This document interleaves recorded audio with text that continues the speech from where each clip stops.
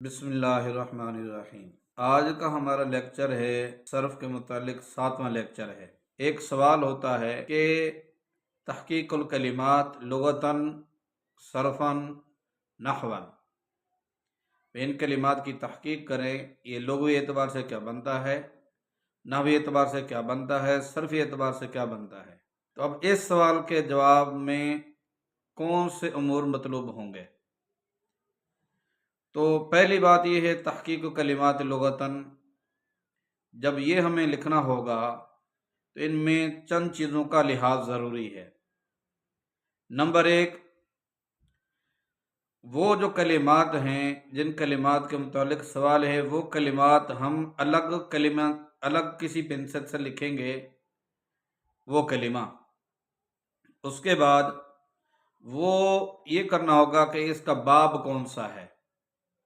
پھر تیسری چیز ہے کہ آیا اس کا کس مصدر سے ہے۔ چوتھی چیز، اس کے حروف اصلی کیا ہیں، فاعل نام کے جو جیسے یہ جو مادہ ہے تو اس کے حروف اصلی کیا ہیں، اور آیا یہ جو کلمہ ہیں یہ مفرد ہے یا جمع ہے، یہ ہمیں اس کا تحقیق اس کی کرنی ہوگی۔ پھر بہتر ہے کہ ترادف، اگر اس کا کوئی مترادف ملتا ہے تو اس کو بھی لکھا جائے، اگر نہیں تو صرف اتنے پر ہی کافی ہے، باب، مصدر اور صیغہ کون سا ہے، باقی اس کا مفرد ہے، جمع ہے، کس باب سے ہے، ناصرہ ہے یعنی کہ مجرد میں سے ہے، مزید میں سے ہے، یہ ہمیں لغتاً کا مطلب یہ ہوگا کہ ان چیزوں کو ذکر کرنا ہوگا اس لغتاً کے سوال کے اندر۔ مثال کے طور پر جیسے نقیصہ، لفظ نقیصہ ہے، لفظ نقیصہ یہ کلمہ، اب اس کے بارے میں پوچھا کہ اس کی تحقیق کریں لغتاً، اب ہم نے اس کی تحقیق میں پہلے اسی کلمے کو لکھنا ہوگا۔ دوسرے نمبر پر اس کا اگر ترادف ہے تو وہ لکھنا ہوگا، وہ نہیں تو ہمیں اس کے حروف اصلی لکھنے ہوں گے۔ حروف اصلی کیا ہے؟ نقاصہ حروف اصلی وہ لکھیں۔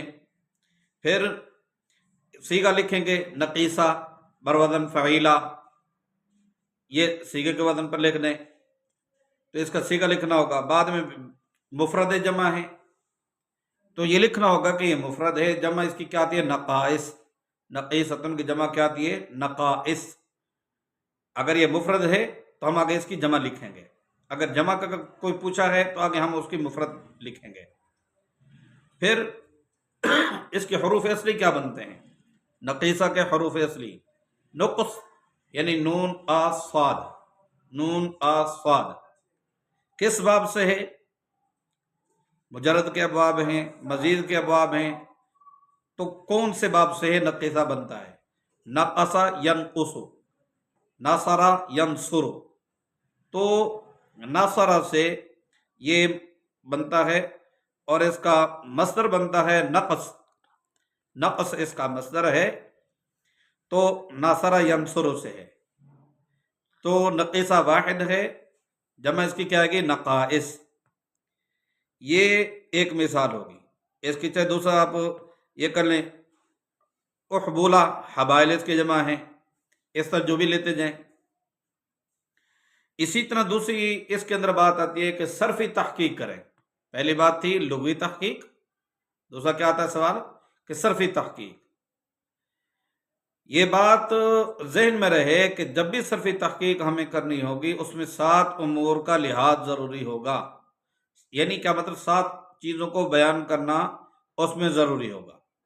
نمبر 1، ہمیں دیکھنا یہ ہے کہ یہ صیغہ کون سا بنتا ہے، یہ جو صیغہ پوچھا ہے صیغہ کون سا ہے۔ مثلا ضربہ پوچھا یا ینصر پوچھ لیا، لا یضربن پوچھ لیا، تو ینصرون پوچھ لیا، کوئی سب پوچھ لیا، سمجھ لیں۔ ینصرون پوچھا، صیغہ کون سا ہے، تو ہمیں صیغہ ذکر کرنا ہوگا اس صرفی تحقیق میں، اس کا صیغہ بھئی ینصرون صیغہ جمع مذکر غائب ہے، باب اس کی دوسرے نمبر پر گردان ذکر کرنی ہوگی، ماضی ہے، مضارع ہے، امر ہے، نفی جہد بلم ہے، بلن ہے، یہ اسم اعلیٰ ہے، ظرف ہے، کیا چیز ہے؟ یعنی گردان کا ذکر کرنا ہوگا کہ یہ صیغہ کس گردان کا ہے، دوسری چیز یہ ہوگی۔ تیسری چیز ہمیں باب ذکر کرنا ہوگا، یہ جو صیغہ جو پوچھا ہے، یہ جو کلمہ پوچھا ہے، اس کا یہ صیغہ کون سا بنتا ہے؟ صیغہ، باب، گردان اور حروف اصلی۔ تیسرے نمبر کی چیز، اس کے اندر حروف اصلی کیا ہے، حروف جو مادہ جسے بولتے ہیں وہ کیا ہے۔ چوتھے نمبر کی چیز ہے، ہم جو اس میں ذکر کریں گے وہ ہفت اقسام ہیں، ہفت اقسام، یعنی صحیح است و مثال است و مضاف و لفیف، ناقص و محموز و اجوف، یہ جو ہیں صحیح ہے، مثال ہے یا محمود ہے۔ پھر محمود کی 3 قسمیں ہیں، اس میں سے کون سا ہے؟ اگر مثال ہے، مثال واوی ہے، یہی ہے۔ اجوف ہے تو اس میں سے وہی اجوف واوی ہے، یہی ہے۔ لفیف ہے یا ناقص ہے، ناقص واوی ہے، یہی ہے۔ لفیف ہے، لفیف مقرون ہے کہ مفروق ہے، یعنی اس میں سے ہمیں یہ ذکر کرنا ہوگا، ہفت اقسام میں سے۔ اور شش اقسام، یہ بھی چھٹے نمبر کی چیز کیا ہے؟ شش اقسام، کہ ثلاثی مجرد ہے، ثلاثی مزید ہے، یا رباعی مجرد ہے، رباعی مزید ہے، یا خماسی مجرد ہے، خماسی مزید ہے، یہ ہمیں اس کا ذکر کرنا ہوگا۔ 7ویں نمبر پر اس کے اندر جو چیز ذکر کرنی ہوگی وہ ہوگا ترجمہ۔ جو کلمہ پوچھا ہے، جس کی صرفی لغوی تحقیق پوچھی ہے، ان کلمہ کا ترجمہ کرنا ہوگا۔ تو جب بھی صرفی تحقیق پوچھی جائے، ان 7 امور کو ذکر کرنا ضروری ہوگا۔ تیسرا اس کے اندر سوال ہوتا ہے کہ نحوی تحقیق کریں، کیا مطلب؟ اس پر اعراب لگائیں، ترکیب کریں، جو بھی، مثلا ضرب زید امرا۔ اب اس کے اندر ہمیں کیا کرنا ہوگا؟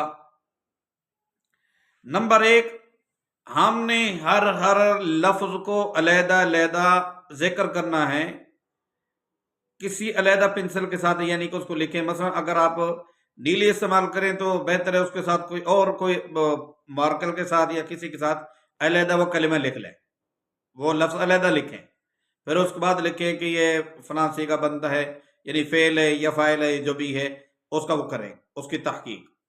فعل ہے، اب آگے دوسرا ہوگا فاعل آ جائے گا، پھر مفعول۔ مثلا جیسے ضرب زید عمرا، ضرب فعل ہے، اس کو علیحدہ لکھنا ہے، آگے زید اس کا فاعل ہے اور عمرن اس کا مفعول ہے۔ فعل مفعول، جملہ فعلیہ خبریہ۔ اس کے اندر پھر ذکر کرنا ہوگا تیسرے نمبر پر، آیا جملہ فعلیہ ہے کہ اسمیہ ہے، پھر انشائیہ ہے یا خبریہ ہے، یہ ذکر کرنا ہوگا۔ تو جب بھی یہ سوال ہوگا کہ خط کشیدہ الفاظ کی لغوی، صرفی اور نحوی ترکیب کرے، تحقیق کرے، تو اس کے اندر ان قسم کے امور کا بیان کرنا ضروری ہوگا۔ جیسے پہلے ذکر کیا، اس کے اندر لغتاً کے اندر 6، 7واں ہو جائے تو اچھا ہے، ترادف کو مل جائے تو۔ اور صرف کے اندر 7 چیزوں کا ذکر کرنا ضروری، صیغہ، گردان، باب، اور اس کے اندر ایسے ہی جو ہفت اقسام، شش اقسام، باقی حروف اصلی ہو گیا، ترجمہ ہو گیا۔ تو تیسرے نمبر پر نحوی، فعل مفعول ہے، پھر جملوں کو جوڑنا، پھر جملہ فعلیہ کے خبریہ ہے، پھر انشائیہ ہے یا اسمیہ کے فعلیہ ہے، وہ اس کا ذکر کرنا ہے۔